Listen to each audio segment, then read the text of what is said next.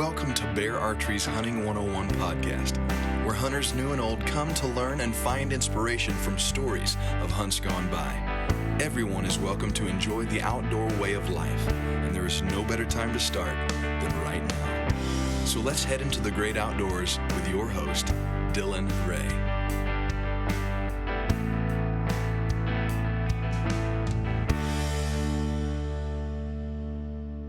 All right, guys, thank you for joining us on Bear Archery's Hunting 101. Joining me is Mr. Andrew McKean, who is what I would consider to be a hunting guru, just a hunting all-around, a guy who is absolutely enthralled with all aspects of hunting, and that's what I enjoy about him. So, Andrew, man, how are you? I am great, Dylan. How are you doing? I am absolutely wonderful. I'm facing allergies right now, which with everything going on is awesome because people avoid you like the plague. So it's absolutely incredible. This is the one time I've enjoyed allergies because everybody just freaks out. But no, man, everything is great. I leave next week on my first hunt of the year. So I am excited to start kicking off season, start hunting. What's your first hunt of the year? Well, it actually starts Tuesday, so we are talking in late August. We actually just had our very first morning of sub 50 degrees, and that to me is the real tipping point, which means fall, thankfully, is finally on the way. We've had a pretty brutal August in the West. I live in eastern Montana, and it's just, it is powder dry. So we had a big cold front come through yesterday. We got a little rain, we got a little hail, we got a little straight line wind, the prairie triumvirate there.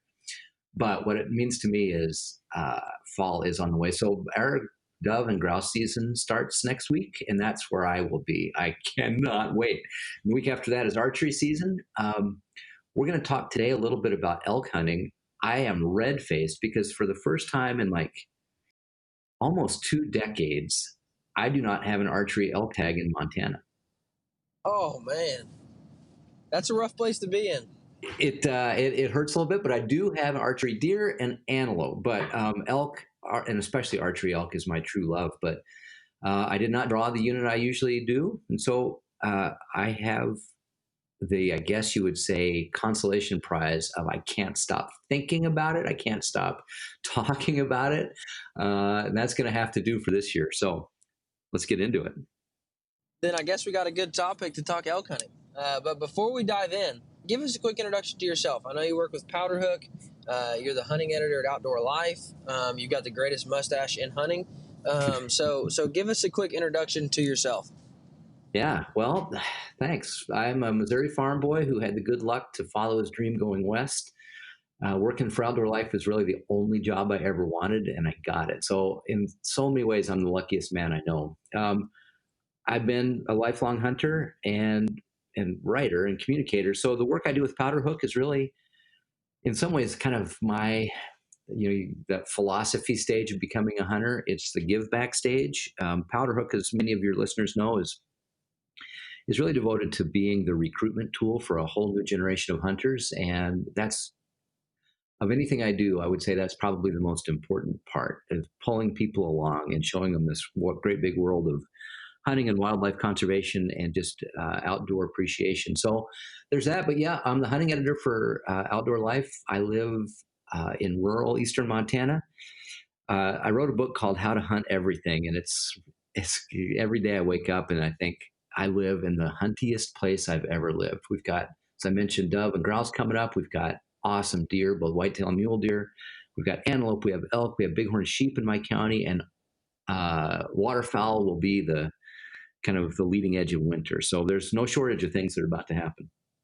That's awesome, man. Yeah, I love hunting in Kansas. I love living in Kansas because great whitetail hunting. But, beyond that, I wish I lived in a place, with more of a big game spread. And if you go out west Kansas, you can get into mule deer and antelope. But, that's like traveling. That's 5-6 hour travel for me. So still quite a bit of traveling for that. But, I get jealous of people who live in a state and they can hunt, 5 different big game species in that state. So you're definitely a man that is living the dream, I would say.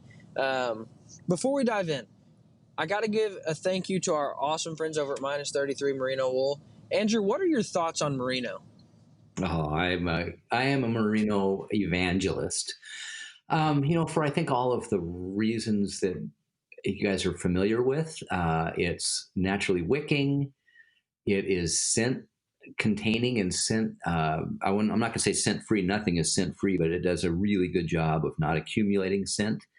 But for me, I do a lot of running throughout the wintertime. Um, that's almost always my base layer, largely because of its heat ability, but it also has a cooling ability. So I mean, yeah, this is unsolicited entirely, but you just hit on one of my favorite products for outdoor gear is various weights of merino. And the nice thing I see about it is in the old days, when it was first coming on, it itched like crazy. You think you've got allergies? Just put on an old merino wool shirt. But I'm very happy to see that the on skin comfort level has never been better. Yeah, and that's it, to me. It's just such a crazy. It's such a crazy thing to be able to wear something. I'm actually kind of in a test run right now with some gear where I'm wearing nothing but merino for 30 days. And so the gym, on a bike ride, you know, I got merino wool dress socks for church. I mean, anything I do, merino excels in. So if I'm sweaty, it pulls the moisture out and keeps me cool. And then if I put a heavier layer on and go out and hunt, it keeps me warm. So it's such a versatile product, and it's insane how versatile it is. And so minus 33, I believe, does it better than anybody. And so with you being such a merino freak, I'm gonna have to get you some minus 33 in the mail. And let you test it out and give me your feedback and your thoughts on it. Because they just make some of the greatest products, all made right here in the U.S. And it's just phenomenal gear. So go check out minus 33 Merino. Now let's dive in and talk necessary gear for elk hunting. And this is how I want to structure the conversation. Let's start from the feet up. Necessary gear for elk hunting, and then we'll break into your pack afterwards. So when you talk necessary gear for elk hunting, what are you looking for in socks and boots? I'm actually really happy we're starting there because, unlike so many other kinds of hunting, thinking about a lot of what's become traditional whitetail stuff where you're not covering that much ground. You're standing in a stand or you're in a ground blind or something like that. Your footwear is not nearly as important as it is for elk hunting. Elk hunting, like elk themselves, is a landscape scale experience, which means you're covering a lot of ground, a lot of different terrain types. So I actually wear mountaineering type boots. We're talking fairly heavy, but very stiff soled boots. Anything from your Kinetrex to I'm a big Loa fan. I just like the way they fit my feet, and I don't have the 5 years of breaking them in before I can wear them effectively. I really am a big fan of the Pronghorn from Danner, which is a little bit of a lighter, more flexible boot, but anything to me, because I'm doing so much side hilling that has a higher upper, like a 9-inch upper with a good lacing pattern where I can really keep those things laced to my feet and ankles is what I'm going to go for. Socks. You're talking about wool here just a second ago. I'm a huge wool sock fan for the reasons that you just expressed. They wick your foot moisture away. They are naturally non-abrasive, so I'm not getting a lot of blisters. So one thing to think about, though, and I'd like to dive into this when we start talking about other pieces of elk gear. We have archery elk seasons that are starting here in a couple of weeks and even amount of days. So super hot afternoons, fairly cool mornings. You've got a wide temperature variety, but you really need to think about two different types of boots. Uninsulated boots for early season archery elk hunting. When we're talking more rifle hunting, we're getting into October time seasons, a lot of time in the high country where it's going to be colder. You're going to have more snowfall. So a good pair of waterproof insulated boots is useful for that later season rifle hunt. So there's my take on boots. Yeah, I much like you just said, I love and I probably don't run as stiff as you do. I being here in Kansas, I don't have 5 pairs of boots, so I want a pair of boots that I can still use for pretty much everything. So I use a pretty stiff boot, but probably not as stiff as you use. And then I move into, like you said, with that late season, I move into like a pack boot. I love Schnee's pack boots. And the reason I love those, they have the interchangeable soles. So if you get back to camp and your feet got a little wet, you can take those soles out, put a new pair of soles in, and they stay insulated, they stay warm, and the other ones can be drying out, for the next day. And so you can just interchange those soles back and forth when you're in elk camp, and your feet stay dry because you don't have to, try to dry out a pair of boots. I don't know if you've been there, man, but trying to dry out a pair of insulated boots at camp is difficult. So those interchangeable soles just make it so easy. Now, what do you do? Do you run a liner sock, or do you just wear a pair of Merinos? Early season, I wear just midweight merino. Later on in the year, I will run a liner sock with heavier merinos. But you also have to think about the sizing of your boot too. Certainly some of those really stiff mountaineering type boots don't have a ton of flexibility in terms of the actual foot box, and so you're going to be limited to what you do wear in terms of socks. So either two lightweight that add up to basically the thickness of one heavyweight sock, or whatever kind of variation you want to play with that in there. But if you do anticipate wearing a lot of late season sock layering issues, think about sizing up your boot just a half a size. Now, and with this, definitely does not just apply to boots when we have this conversation. This applies to every piece of gear we'll talk about. But test it out before you get to the mountain. Yeah. If you're from the South, from the Midwest, and you're traveling out for your first mountain hunt, test all of your gear before you go. Put on different pairs of socks. Walk up and down your stairs with the pack on. Do whatever you can to try that out and see how it works before you get to the mountain. Because the worst thing you want to do is figure out, these boots are giving me blisters, these boots are giving me hot spots while you're on the mountain. So test every piece of gear we're going to talk about, from your bows to your packs to your tents. Test it all before you go to the mountain.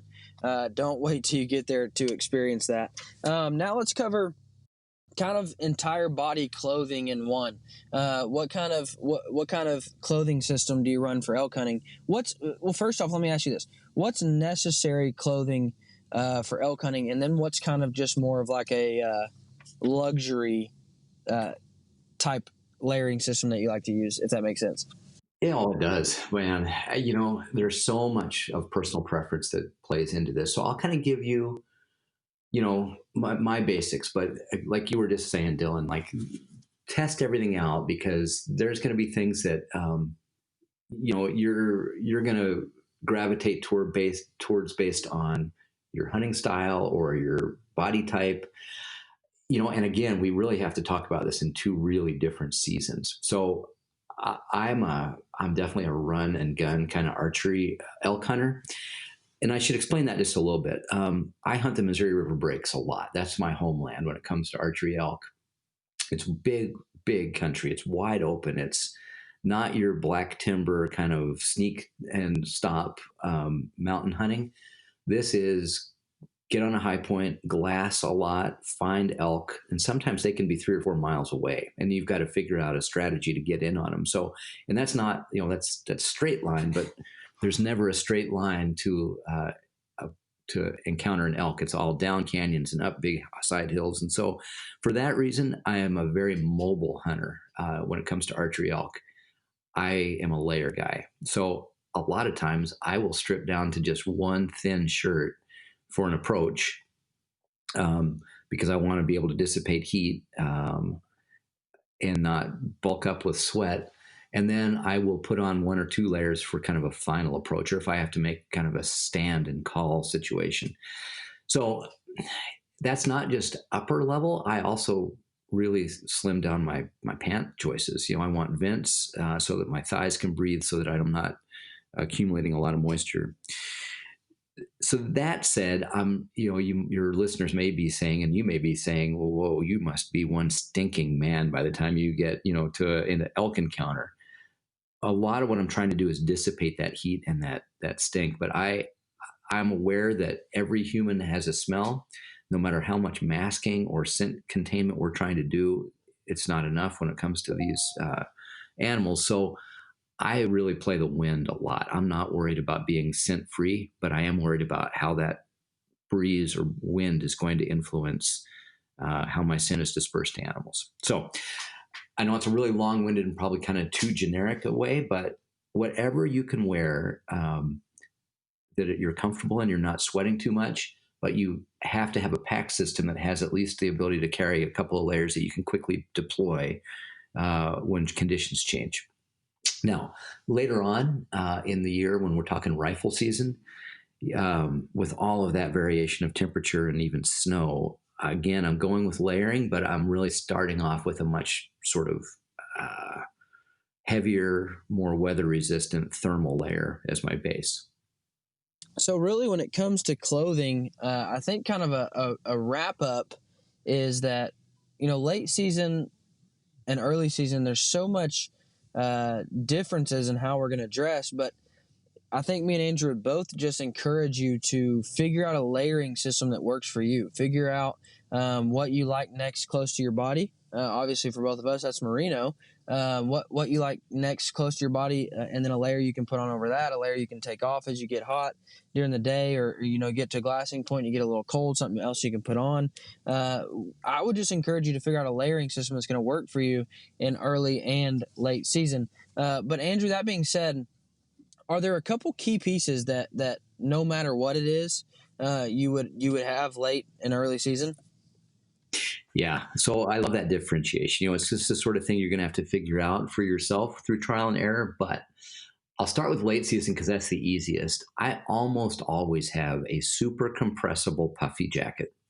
There's lots of different brands that have that particular product, but they're down. So you have to be a little bit worried about getting them wet or keeping them dry is a better way to put it. But they compress in your pack almost nothing, and they weigh less than half a pound typically. So that's a great base layer. It can serve as a great thermal outer layer, but it can also work as a really good layer over a vest and under a rain jacket or shell to really keep you warm if you do have to be exposed in cold weather and a windy point for glassing or something like that.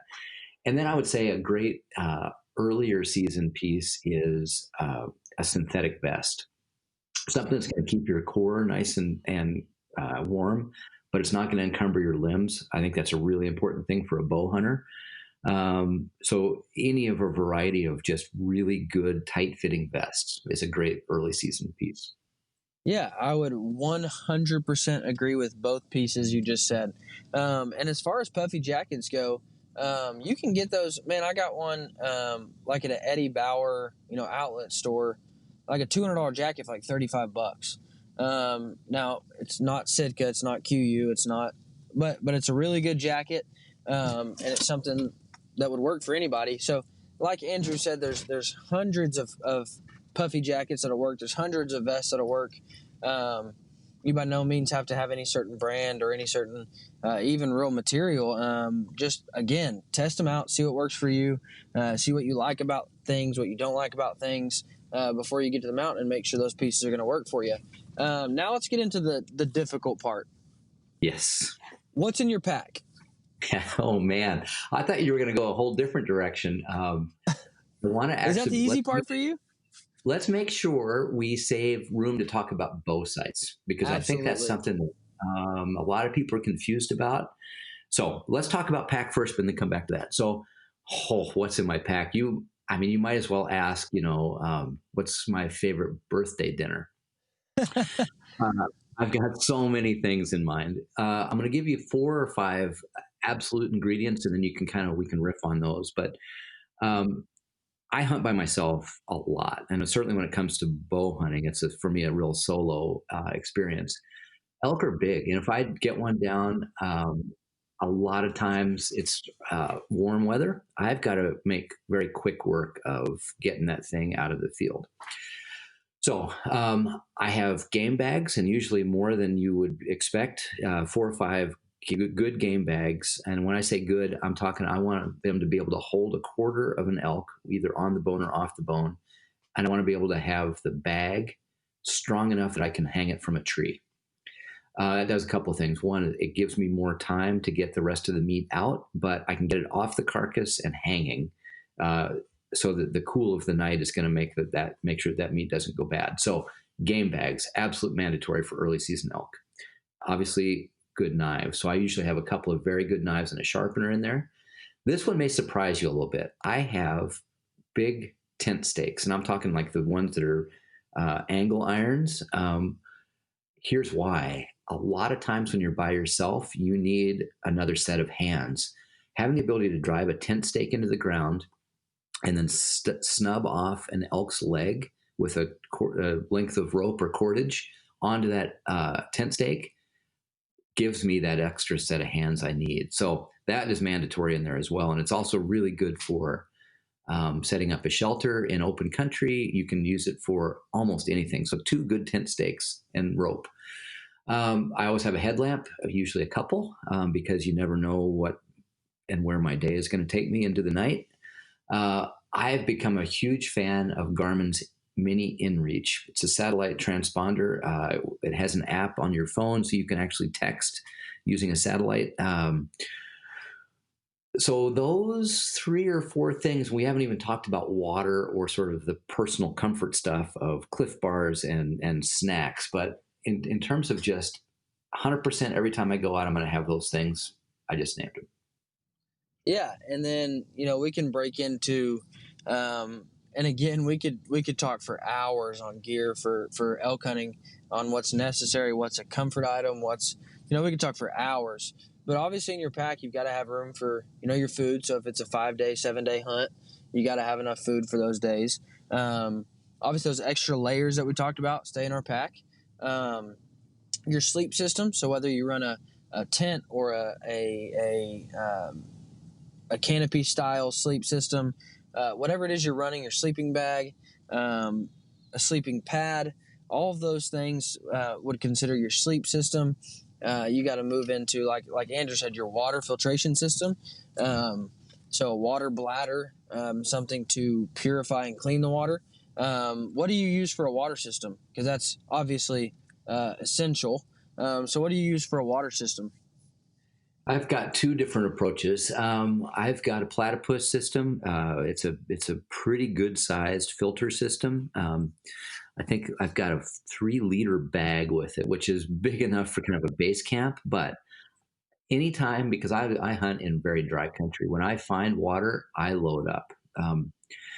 So I have that, but I also have iodine tablets. And for me, no matter how silty or salty that water is, those water purification tablets allow me to take care of any sort of organics in there, anything from giardia to little prototype or protocell organisms, and it makes it a little bit more palatable. So ideally, I want to filter, and then I want to basically purify the water with iodine.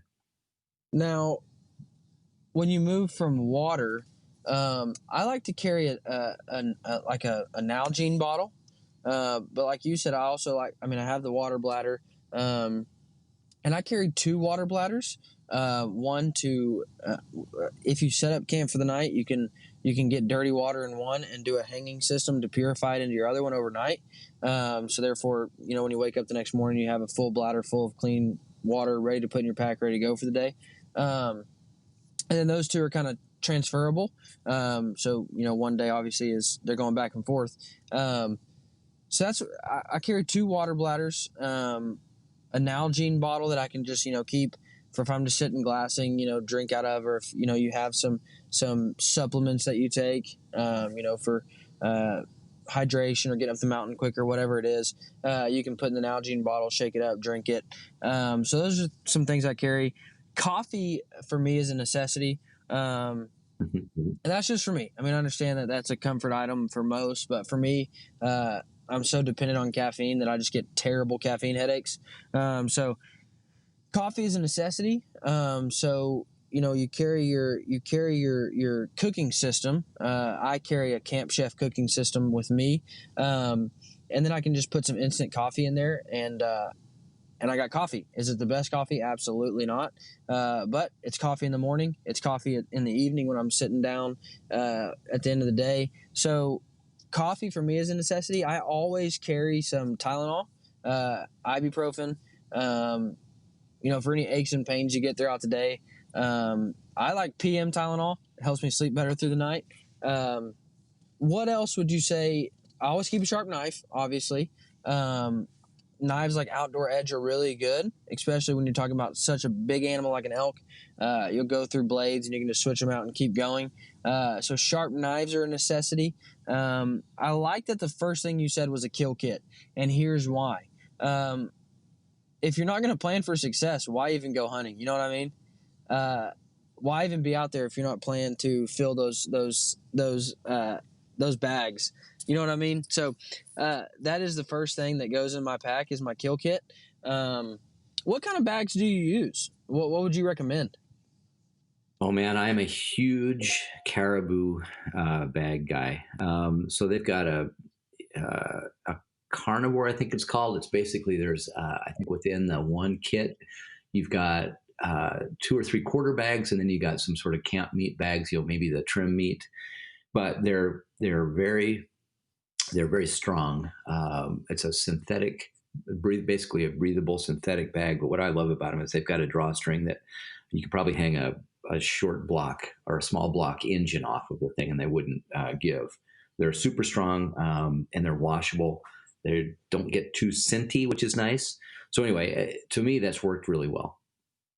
Now, one thing I'll say too, when it comes to necessary gear, there are hundreds of videos on YouTube of guys doing gear dumps where they empty out their packs and they show you everything they're carrying. I would just encourage you, if you're starting elk hunting, I would encourage you to digest as many of those as you can, because you're going to see a common theme across every video that you watch. You'll see a common theme. So look through all of those, figure out what's going to work for you, what's going to work for your budget. That's a big thing. What's going to work for your budget? Watch all of those and just digest them, because me and Andrew, like I said, we could spend hours talking about gear for elk hunting. So break into those videos and watch those. Now, Andrew, the pack itself, how big of a pack do you look for? And then is there any features in a pack that you would deem absolutely necessary? Well, again, this is going to depend a lot on your hunting style. Are you day hunting? Or are you basically packing a camp into the backcountry and then spiking out from there? So depending on your answer, I've got a couple I'll give you 2 pack styles. So for a big sort of freighter pack, you're going to take in your sleep system, like Dylan was talking about, food for a number of days. I want probably a big 6,400 cubic inch internal frame pack. I mean, big, big and strong enough that I'm going to be able to not only carry in my camp comfortably, but I'm going to be able to carry out an animal in a couple of trips. So I don't want to deal too much on that, because that's going to, again, be, those are big, serious sort of intentional packs. To me, the more interesting thing is what I do, those sort of convertible packs where I'm taking maybe enough gear for an overnight, but I can also hunt in it. And so for me, I actually have a new favorite. It's Mystery Ranch's pop-up pack. So it's basically a day pack. It's got an internal frame, though, that you can basically erect into a meat hauling frame pack. So it's kind of the best of both worlds. I think I've got the pop-up 32. That is, to me, anyway, to me, it's probably the best in-between pack that there is. It's not going to carry your entire camp in if you're doing a multi-day trip, but it's definitely going to take all of the gear that you need for a long day of hunting, as well as, some kind of Spartan stuff if you get caught out overnight. Another really good one is called, I can't remember the name of it, but it's called From the Outdoorsman in Tucson, Arizona. And it's basically a great big day pack that won't get in your way if you're a bow hunter. So, if you are going on a multi-day hunt, say 5 days, 7 days, how big of a pack would you say somebody needs to look at for that? Oh man. Well, like I was saying, the 6,400 cubic inch is probably a starting point. You might be able to get away with a mid 5 liter pack, but all the way up to, 7,000 cubic inches. So I mean, these are big packs. Don't get me wrong, and you're not going to be able to uh, be comfortable if you're loading them to the hilt. So you need to kind of be thinking about it. One of the things I remember from my physics class in college is one of the definitions of a gas is it's a substance that will expand to fill the available space. I throw that out because I have all the properties of a gas when it comes to packing. I will fill up the capacity of any bag you give me. That's not always a good thing. Some of these really big freighter packs, I mean, you can load up so that they're uncomfortably heavy. So just be kind of careful about that. To me, I'm never. I should not say never. If I'm going to be out for a 5 day elk hunt, that's a graduate level experience. I'm not going to do that as a beginner. Yeah, I would agree with you there. My first backcountry experience, which made it a lot better because I was with other guys, and we kind of had a quote unquote base camp to go back to midway through the hunt. But my first backcountry experience was like an 8 day hunt. So we were in for 4 days, come out for a night, went back in for 4 days, and that was it was like a shock factor. You know what I mean? Yeah, I would definitely agree with you that those are more of. I wouldn't start with that. Um, I would definitely work up to that. Now, um, you mentioned wanting to talk about bow sights.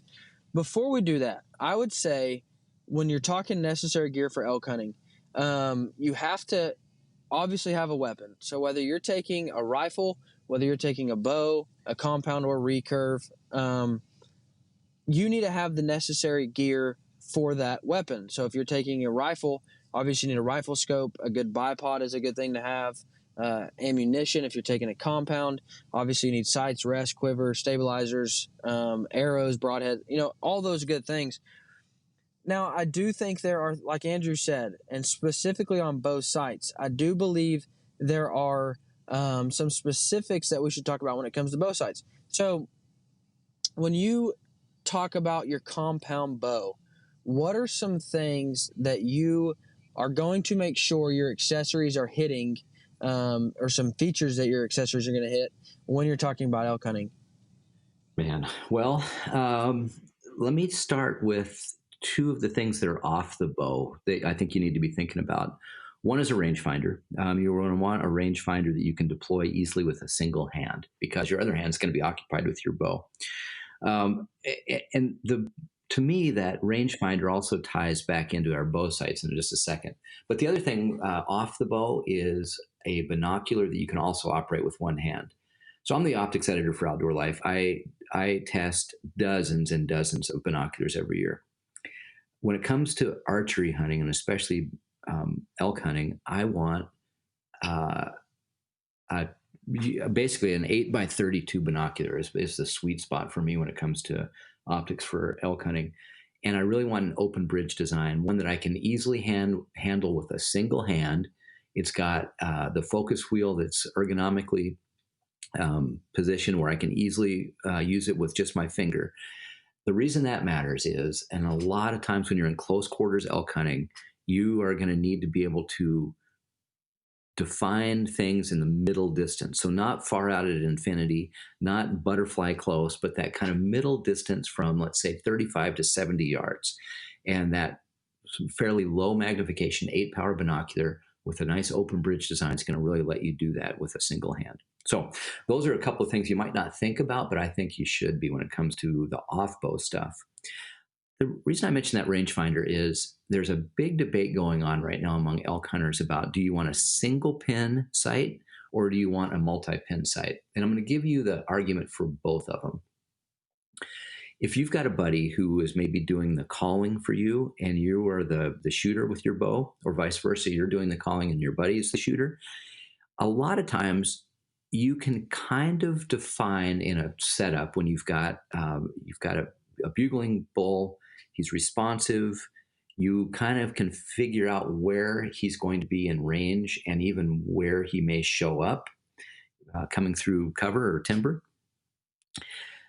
I range everything around me so that I know what each little landmark is in terms of its distance.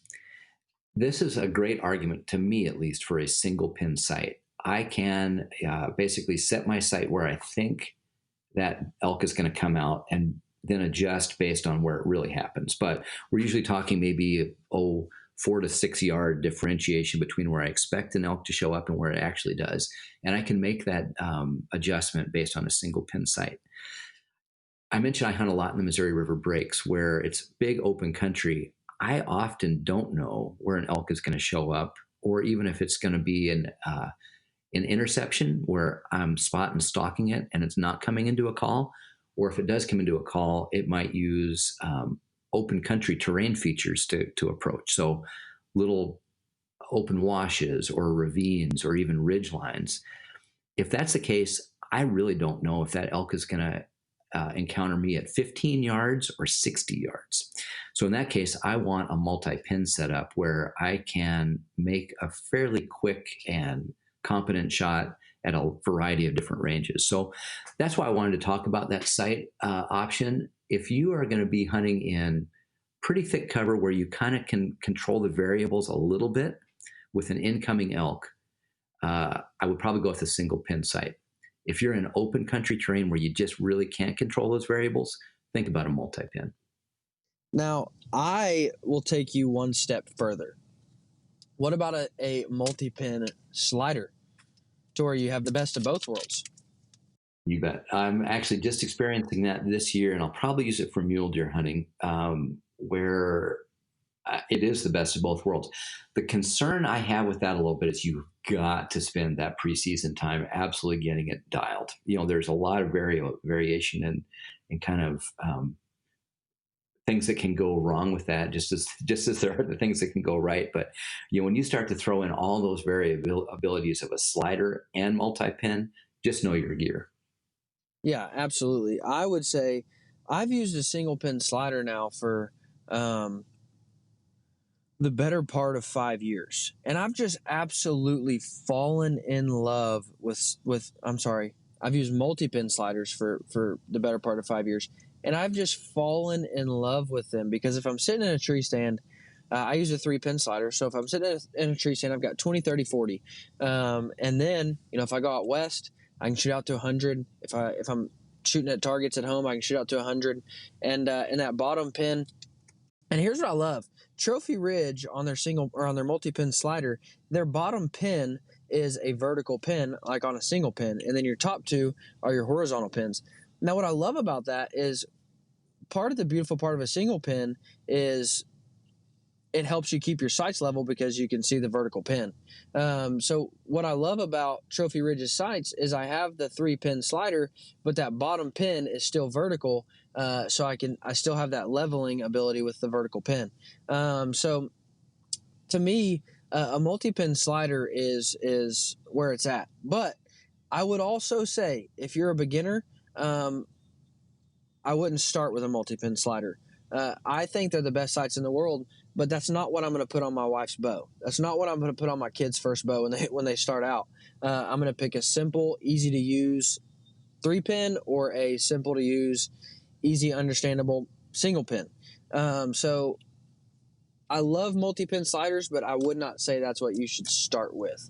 And again, we could talk for hours on sights, man, but because I could go into dovetails and actually I do want to talk about dovetails.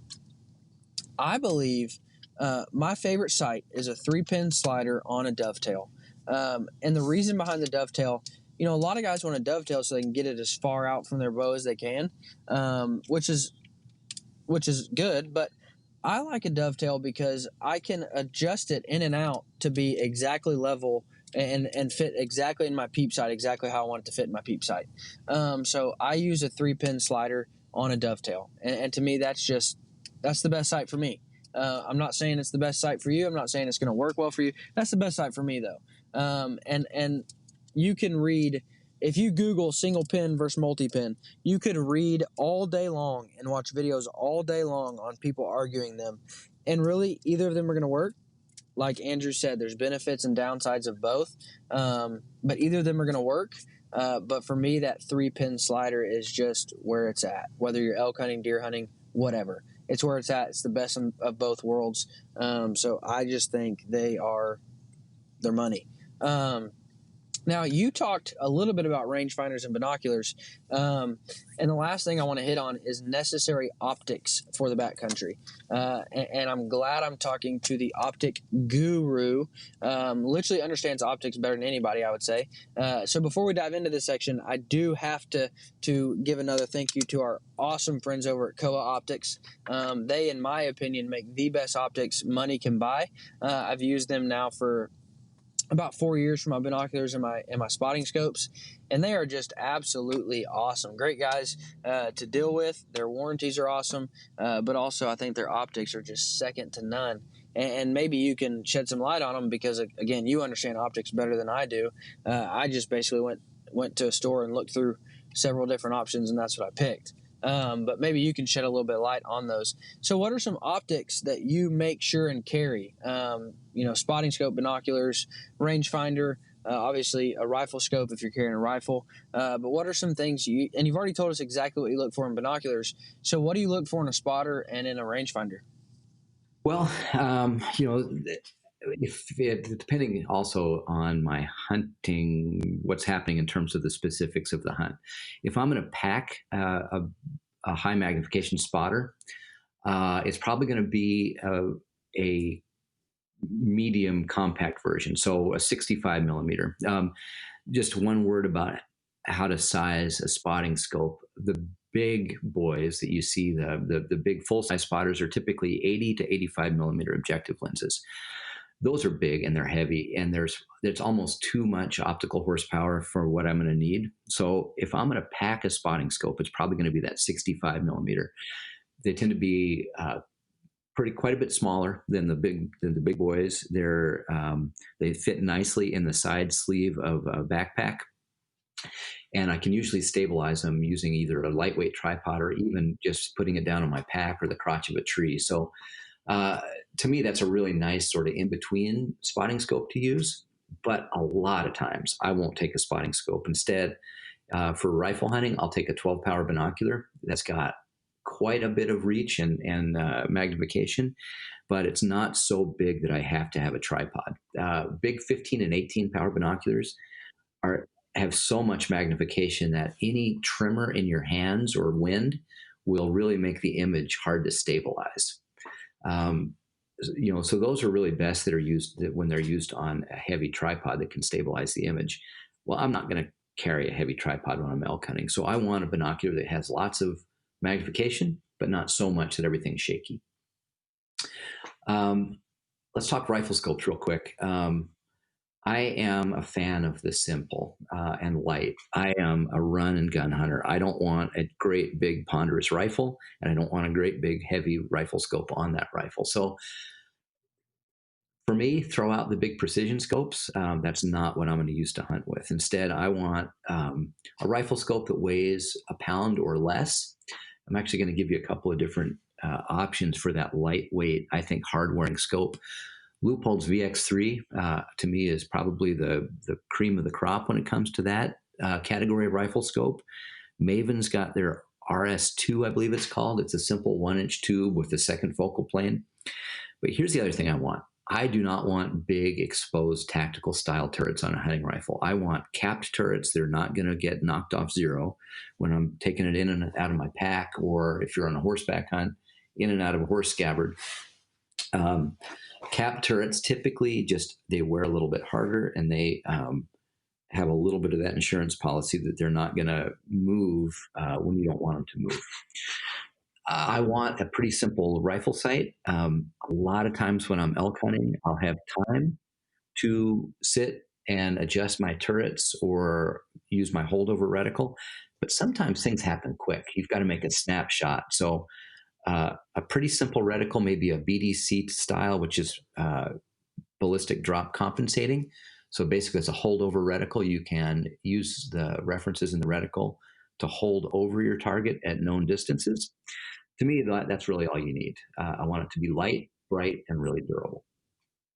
Yeah, and again, I'm glad that I got to have this conversation with you because optics are something that you have to put a bit of time into understanding. And so you definitely have a much better understanding of optics than I do.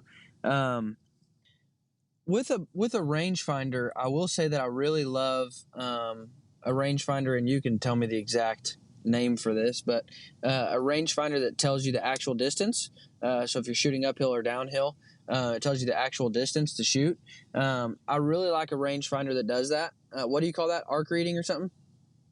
Yeah, it's an inclinometer is the actual term, but it basically gives you the angle adjusted reading, so that you're exactly right. That's the real distance rather than the line of sight distance, which can be pretty different if you're shooting at extreme angles. Yeah, and so when you talk elk hunting, I believe that having that quality in a rangefinder is next to invaluable. Well, I think we've kind of gear dumped just about everything you would need. Again, we could spend hours talking about what's necessary, what's a comfort, what some things we like to have. But I would just encourage you. There's so much content out there. Outdoor Life puts out some incredible content. Start Googling, start watching videos, start watching people do their gear dump videos of what they carry with them on the mountain, and get a good understanding of what you're going to need to head to the mountain. Andrew, before we go, what are your thoughts on Pope and Young, man? On the record book, Pope and Young? On Pope and Young as an organization. Oh, awesome. I mean, to me, it's the sort of conscience of the bow hunting community. So Pope and Young is the organization that keeps basically the record books of fair chase archery harvests and trophies. But they're more than that. They're also, as I mentioned, the kind of the conscience. It's if you're not a member, it's one I would certainly consider, especially as you're trying to learn more and get an idea of really the heritage of archery hunting. Absolutely, man. Pope and Young, from the beginning, has had one goal, and that's to preserve, protect, and promote our passion for bow hunting. And you know, kind of their vision they want to cast as being the voice of today's bow hunter. And so I thank them so much for their support of the show. And if you're not a member of Pope and Young, like Andrew said, I would highly recommend you to go and check out becoming a member, because they do work to create new opportunities for us as bow hunters. And like Andrew said, that's a beautiful way to put it. They are the conscience of us as bow hunters. And so go check out Pope and Young. Those guys are awesome. Andrew, thank you so much, man, for joining us today. It's always a pleasure to talk with you. It's always a pleasure to have you shed some light on some things. And so I appreciate it, man. And I hope you have a wonderful season this year.